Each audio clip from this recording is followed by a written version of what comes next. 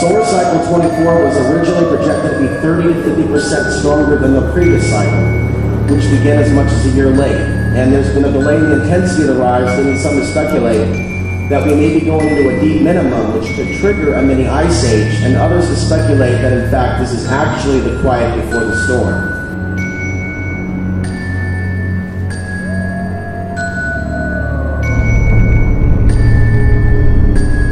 The sun explodes with billion-ton proton blasts of gas. Plasma, actually. Plasma is energy in gaseous form. Actually, it happens quite frequently, but usually those blasts go out into space and have nothing to do with us. Every now and then, though, blasts that issue from the northwest quadrant of the sun's face, from sunspots, which are storms on the sun, explode and travel the 93 million miles and hit the Earth.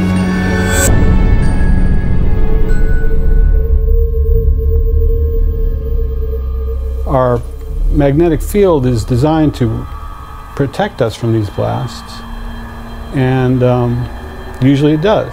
The most significant net result is the aurora, which are beautiful, so nobody complains about the aurora. But rarely, it seems like once or twice a century, a mammoth blast comes in and really does some spectacular things. The largest such blast that we know of was in 1859, called the Carrington event. The Carrington event was actually two blasts, August 28th, 1859, the next one is September 1st. Kaboom, kaboom. It came in and it lit the sky up at midnight. It suffused electricity into the telegraph wires, even burned down a few telegraph stations. But aside from the scientific curiosity about it, it had very little impact on society. That would not be so today.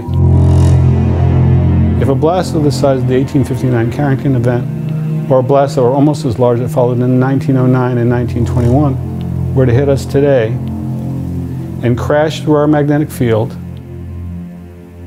well, it would knock out the electrical power grid such that up to 130 million Americans would be without electricity for months or years. Attention, all E-Corp employees. This is an emergency. Please stay on your floor. Lock all doors and find your nearest safe zone. Stay away from elevators and stairwells until further notice.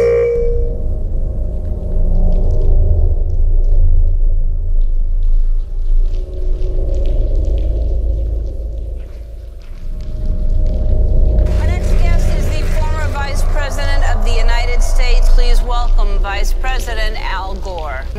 And what are you, well, first of all, let me ask you this question, because there's a rumor, I don't know if this is true or not, that some scientists are trying to figure out a way to block the sun to try to slow down global warming. Yeah, it's a measure of the feeling of desperation that some of them feel. Are they really thinking they could do that? Well, yeah, some of them are seriously proposing, and I think it's completely nuts. Yeah. You know, you put another kind of pollution, sulfur dioxide, up to orbit, cover the atmosphere. The sky won't be really blue in the way it is now anymore, but it would block out some of the sun's heat so that we wouldn't have to take the difficult steps to stop spewing all this global warming pollution into the atmosphere. And of course, there are a lot of problems with what they're proposing.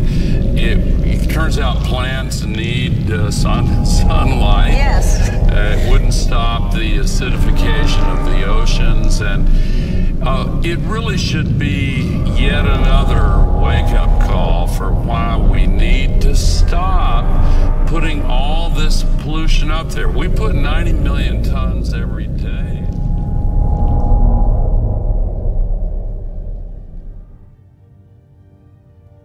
The sun, a source of light, warmth, and life itself, It plays a pivotal role in the continued existence of Earth and its inhabitants. Yet despite its billion years of age, the full extent of the sun's influence on our planet remains a mystery. The chaotic nature of its makeup can harm as much as it protects. A ball of raging fire and magnetic energy, the sun is constantly in turmoil, expelling energy in the form of solar flares, storms, and significant releases known as coronal mass ejections. It is well documented that these releases have an impact on the Earth, causing environmental changes, system interruptions, and beyond. Scientists theorize that if such an event were to occur, the effects of the solar storm would have much more far-reaching, damaging, and deadly consequences.